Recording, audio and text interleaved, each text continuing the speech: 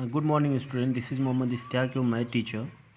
Now I'm going to start chapter number 4 from NCERT book, that is linear equation in two variable. The name of the chapter is linear equation in two variable. So before we start this chapter, we need to have the basic concept about linear equation. What are the linear equation and what is equation actually? Then only we will get some idea to solve the given questions from this exercise. So first let me tell you about linear equation. The term is linear equation here.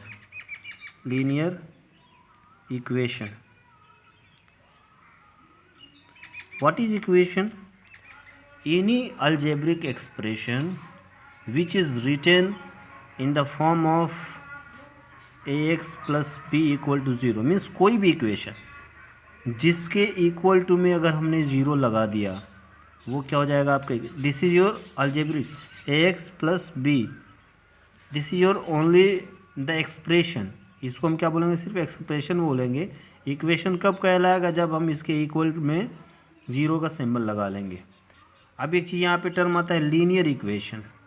To variable तो बाद में बताएंगे. First linear equation in one variable क्या होता है? तो पिछले chapter polynomial जब आपने पढ़ा उसमें मैंने बताया था कि if the degree of polynomial is one then that equation will be linear equation.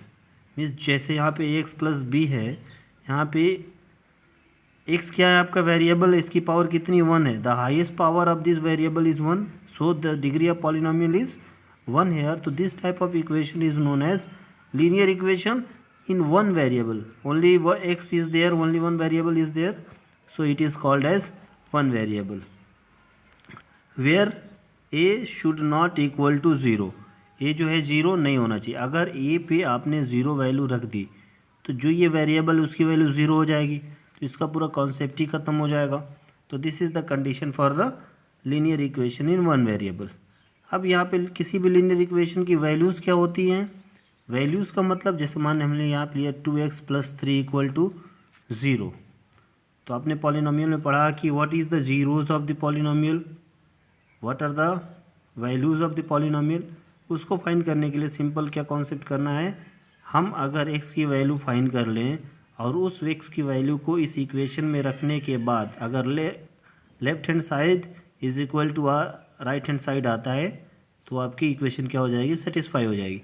तो यहाँ से हम क्या कर सकते हैं? 2x प्लस 3 इक्वल टू 0 और 2x इक्वल टू -3 और x इक्वल टू -3 अपॉन 2. तो ये क्या हो गया आपका? Zero of the given polynomial, you can say दिए zero of the linear equation, या फिर इसको आप रूट भी बोल सकते हैं, root value of the given equation. तो अब इसकी वैल्यू अगर हम इसमें रखते हैं तो वो अगर ज़ीरो आ गई तो that will be the solution. 2x plus 3 equal to 0 here. Put the value of x 3 upon 2 plus 3 क्या होगा? 2 कैंसिल -3 प्लस 3 कट के क्या आएगा? 0 आएगा. इसको सेटिस्फाई कर रहा है. तो एक चीज़ यहाँ पे और ध्यान देना है कि अगर आपका लीनियर इक्वेशन वन वेरिएबल में है तो आपकी ज़ीरो की वैल्यू हमेशा कितनी आएगी? 1 आएगी. रूट कितना आएगा? हमेशा 1 आएगा. तो ये चीज़ हमेशा ध्यान रखना है.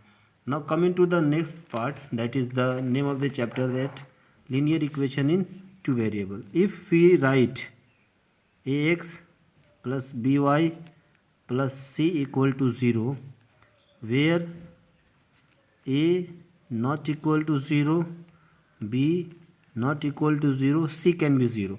अगर आपका कोई इक्वेशन इस फॉर्म में है ax plus b y plus c equal to 0, तो ये आपका कहलाएगा linear equation in two variable. Linear equation क्यों? क्योंकि जो x वेरिएबल इसकी पावर 1 है, जो y वेरिएबल उसकी भी पावर क्या है? 1 है यहाँ पे. तो लीनियर इक्वेशन हो गया.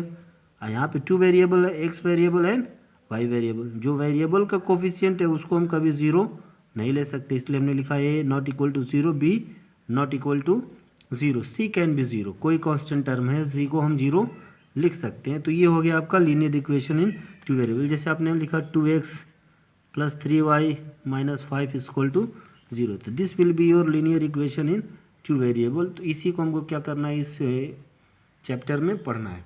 अब यहाँ पे इसकी वैल्यूज़ क्या होंगी? If you find the value of x and the value of y, और उस y x और y की वैल्यू को अगर हम यहाँ पे रखते हैं तो इस इक्वेशन की वैल्यू अगर ज़ीरो आ गई तो इसको सेटिस्फाई करेगा। तो इस तरह के क्वेश्चंस को हम सॉल्व करेंगे इस एक्सरसाइज में, इस चैप्टर में। Thank you.